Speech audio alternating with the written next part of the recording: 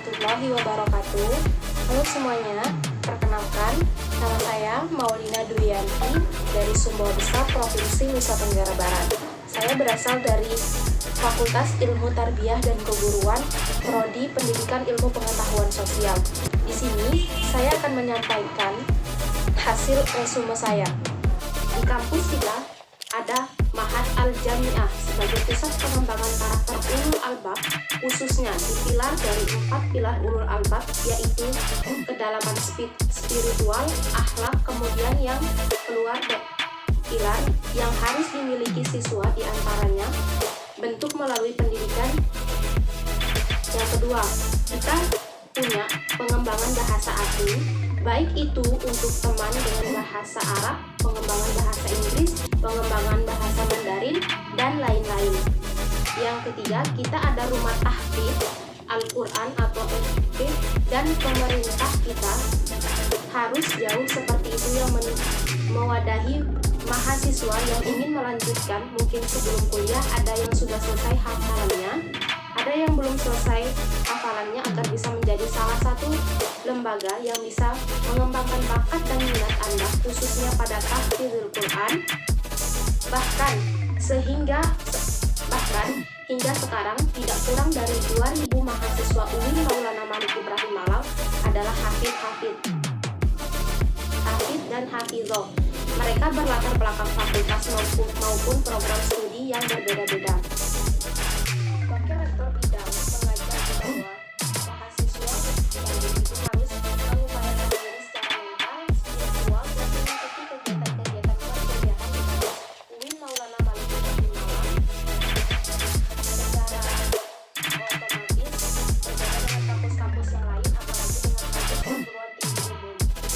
Saudara nantinya akan memperoleh sesuatu yang tidak diperoleh dari kampus perguruan tinggi lain, termasuk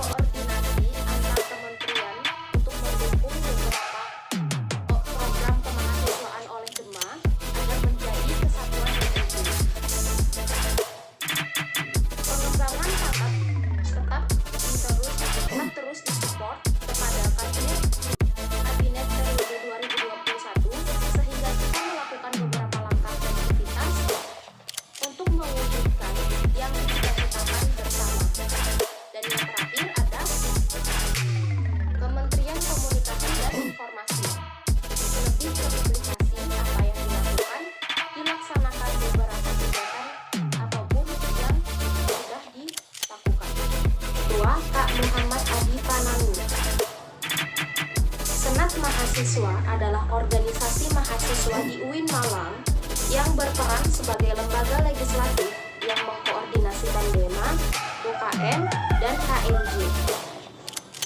Visi SEMA yaitu terwujudnya Senat Mahasiswa Universitas sebagai lembaga legislatif, transformatif, kolaboratif, progresif, berdasarkan asas kebersamaan dan keluarga serta menjunjung tinggi proporsionalitas. Fungsi SEMA yaitu advokasi. Ada kendala ini untuk menyampaikan kendala-kendala legislasi, pengawasan, dan penganggaran. Tugas SEMA yaitu 1. Mengawasi dan mengontrol DEMA. Yang kedua, memberikan persetujuan setiap kegiatan yang akan dilaksanakan oleh DEMA. Yang ketiga, memberikan pengesahan setiap laporan dan pertanggungjawaban setelah selesai agenda tersebut. Yang keempat, memfasilitakan para mahasiswa kepada pihak-pihak yang bersangkutan. Pertama, UKM Jepret Club Fotografi. UKM ini ditujukan kepada orang-orang yang suka berfotografi. UKM ini merupakan UKM yang memadai minat dan menggambarkan bakat kamu dalam bidang fotografi. Di sini kita atau kalian semua akan dilatih ilmu dasar berfotografi dan dilatih untuk mengasah potensi dalam berbagai program. Yang kedua, UKM Teater Komedi Kontemporer. Di sini kita dapat mengembangkan potensi seni peran. Di UKM ini juga kita akan mengikuti pementasan yang sering mereka lakukan atau yang sering diadakan. Yang ketiga, UKM Pramuka. Diperuntukkan untuk seseorang yang memiliki keilmuan atau keterampilan menerjal yang tangguh serta mampu bermasyarakat. Yang keempat, UKM Religius. UKM ini mewadahi penyaluran dan pengembangan bakat dan minat dalam hal seni religi seperti gambus, sholawat, kasidah, kaligrafi, dan qiraah.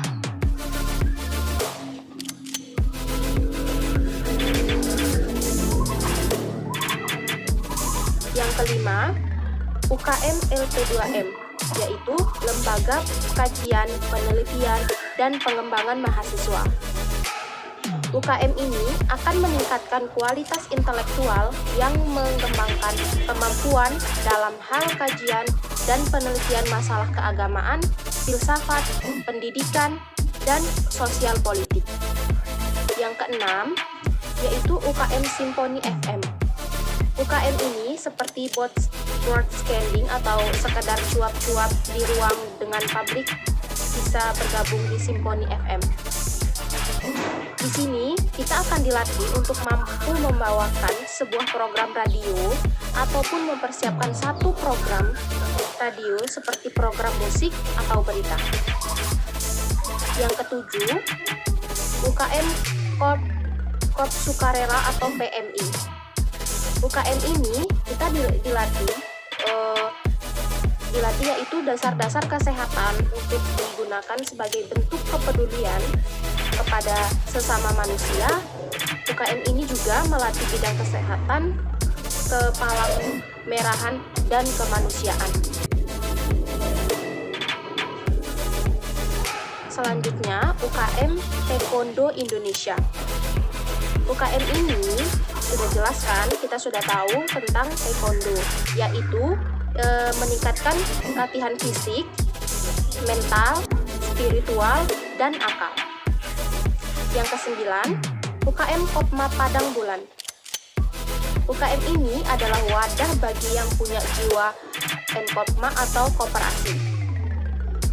Mahasiswa ini memiliki usaha minimarket dan unit fotokopi yang bisa menjadi tempat latihan untuk terjun langsung ke dalam hal manajemen dan melayani langsung dalam hal manajemen dan melayani langsung dalam hal berdagang. Yang ke-10, UKM Unior. Di Unior, kita kita akan mendapatkan ilmu olahraga mulai dari praktek atau ilmu olahraga secara langsung seperti latihan sparring dan turnamen. Selanjutnya, yang ke-11, UKM PM Inovasi. Tidak hanya dilatih tentang jurnalistik, tetapi kita juga akan dilatih kemampuan desain grafis, fotografi, dan penguatan wacana secara teoris, karikatur, dan hal lainnya yang berkaitan dengan penerbitan media, apalagi media berupa kipasan masalah inovasi. Yang ke-12 yaitu UKM Komunikasi. UKM ini adalah tempat bagi kalian atau bagi kita semua untuk mengembangkan jiwa bermusik. Di sini kita bisa berlatih dan mengembangkan bakat yang kita punya, atau kita dapat mengasah kembali bakat yang sudah ada di dalam diri kita. Teknik memainkan alat musik di sini, teknik yang diajarkan yaitu berbagai macam, dan juga kita bisa belajar bernyanyi. Yang ke-13, UKM Satuan Kemisian Mahasiswa. UKM ini menjadi tempat mahasiswa yang ingin mengembangkan jiwa patriotisme, disiplin, dan kepemimpinan, serta pengabdian untuk memberikan rasa aman pada masyarakat luas. Yang ke-14, UKM Ikatan Pencak Silat NU Agar Nusa. UKM ini mempelajari menguasai dan mengembangkan seni bela diri kita, khususnya bisa melestarikan warisan budaya leluhur. Yang ke-15, UKM Mapalaska. Di UKM ini kita bisa menjelajahi alam, dilatih untuk peduli alam, salah satunya dengan melaksanakan program kebersihan. Yang ke-16 yaitu UKM HTQ. UKM ini adalah UKM yang mempelajari atau memperdalam ilmu-ilmu Al-Quran. Dampak terhadap pandemi COVID-19, turunnya pertumbuhan sektor ekonomi. 1. Melemahnya daya beli. 2. Hilangnya pekerjaan. Sektor pendidikan. 1. Putus sekolah. Anak harus bekerja. Persepsi orang tua. Kekerasan pada anak dan risiko eksternal. Penurunan capaian belajar. Pada sektor sosial, yang pertama meningkatnya angka kematian, yang kedua meningkatnya angka kriminalitas. Kebijakan sektor pendidikan seperti bantuan kuota, bantuan subsidi upah, bantuan UKT, rumah sakit pendidikan.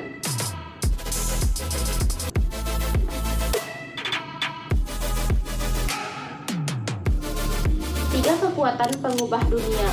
1. Kemajuan teknologi. 2. Agama. 3. pasar. Mencerdaskan, menyikapkan diri secara intelektual, menguatkan fondasi keagamaan, dan menyiapkan berbagai keahlian generasi muda yang tidak boleh ditawar lagi. Peran dan peluang UIN atau PTKIN. Yang pertama, arus utama pengembangan teknologi digital, link and match dengan sektor industri, menjadi kekuatan socio-teknopreneur, dan yang terakhir, epicentrum ajaran agama inklusif. Menjadi generasi unggul. Yang pertama, keagungan moral dan spiritual. Yang kedua, gandrung ilmu pengetahuan. Yang ketiga, memiliki critical question. Yang keempat, kesalehan peduli sosial.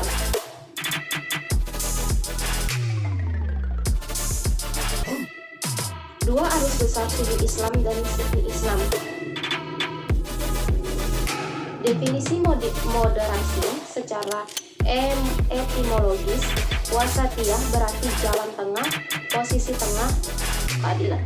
Secara terminologis, pemahaman atau praktek keagamaan yang menjunjung tinggi kesetaraan, keberagaman, toleransi dengan berpijak pada prinsip tawazun antara rasio atau logika, teks serta konteks. Dasar teologis yaitu Al-Quran Surah Al-Baqarah ayat 143, beberapa hadis dalam Sahih Al-Bukhari, legal opinion of the Jewish and Muslim scholars. Kenapa moderasi relevan dan urgen di Indonesia? Karakter Islam sebagai agama rahmatan lil alamin yang menjunjung tinggi keadaban dan harmoni inter dan antar pemeluk agama. Histori Islam di Indonesia. Yang ketiga, karakter masyarakat Indonesia yang lekat dengan kesantunan.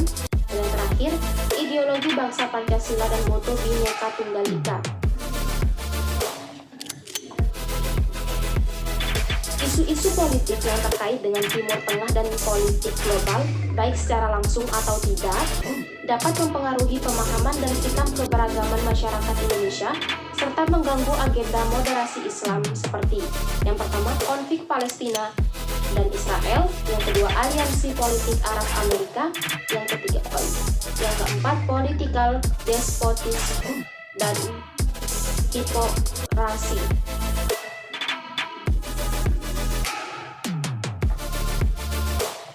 Peran mahasiswa. Yang pertama, mahasiswa harus memerankan diri sebagai agent of change dalam menguatkan dan mendiseminasi agenda moderasi. Yang kedua, mahasiswa harus mengedepankan kepentingan kebangsaan dan keagamaan yang sesuai dengan prinsip moderasi. Dan yang terakhir, mahasiswa UIN harus cerdas, akademik, religius, dan